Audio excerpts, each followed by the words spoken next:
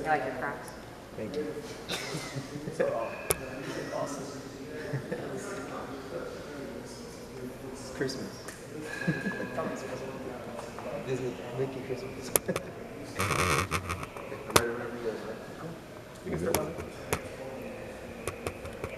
So just tell us about being a part of a big event coming up for PFL and your thoughts about the fight and this whole process, being with PFL. Being with PFL, it's a blessing. It's been a crazy season this year and unexpected. I wasn't even supposed to be in the season, and the day before the weigh-ins, I got switched opponents and I had to fight two hard guys, Abdul and Gaddazi. And I got thrown with the dogs, so it's been a blessing, and can't wait for the next card coming up here in Miami. What is it like having to train here at Kill Cliff FC, and then also now you have the fight right down the road, basically, at Hard Rock Live? It's actually cool because my first PFL was at the Hard Rock, so I get to come back and do it again. Training at Kill Cliff, it's been fun, and I get a lot of good experience. I get to train high-level athletes here, and I get to learn from them and pick their brains. And I have teammates who won the PFL, and then I get to learn from them.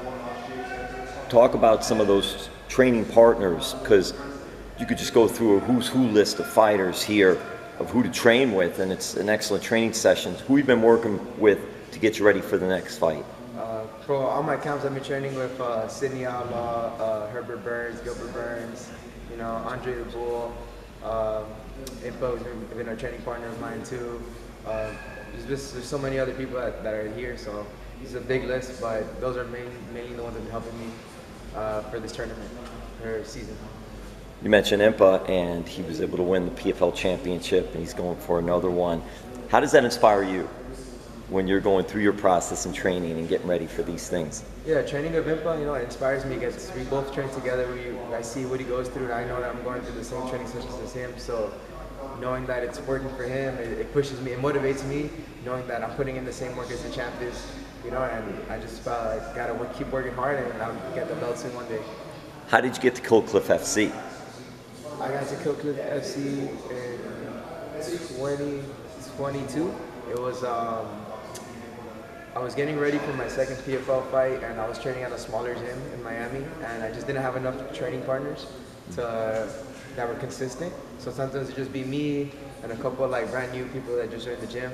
So I reached out to one of our coaches, Dieter, and he linked me up to come by, try it out, and ever since then it's been me, Dieter, Impa, our little team, and we're here at Kill Cliff now. Elvin, man, I've been lucky enough to see you fight at Icon Challenger Series. I was there at the Hard Rock for your first PFL fight. I've been seeing your progression in this MMA space for the last 3-4 years. Do you feel it yourself? You fought yourself 4 years ago. Do you think you would just run right through you? Do you feel like you're just a totally another beast right now in 2024? Yeah, I'm very different from what I was a few years ago. I know more. I'm more confident now.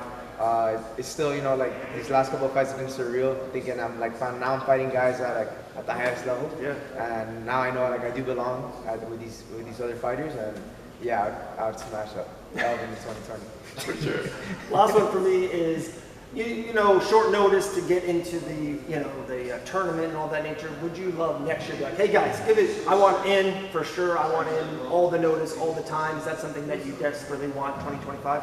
I don't need it, but it's nice to know. I feel like sometimes when I don't know, it takes off the pressure. I'm just training for whatever happens, and it makes it easier. It makes it more fun. But yeah, knowing ahead of time, just for my diet-wise, the way I eat, it helps out because I'm a big fat guy. I love eating food, so if I wasn't in camp, I'd be 200 pounds right now. What's your go-to meal? You just said you're a big fat guy. Number one thing, what are you eating? I'm eating cheesecake, ice cream, pizza. Everything that's bad for you, I want it. Anything fried, I want it. But this season, I've been eating clean. I've been low on weight, so everything's been good. Awesome. Thank you, man. Yeah. Tell us about your shirt, talking about being a foodie. Oh, exactly. Yeah.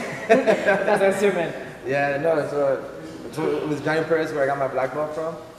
He knows I like to eat, so we're all of the whole team, we all eat a lot, but you know, we're just too fat to run, so we just fight. So this shirt was really for you. Yeah, it was made for you specifically. That's amazing. One more question for you, Elvin.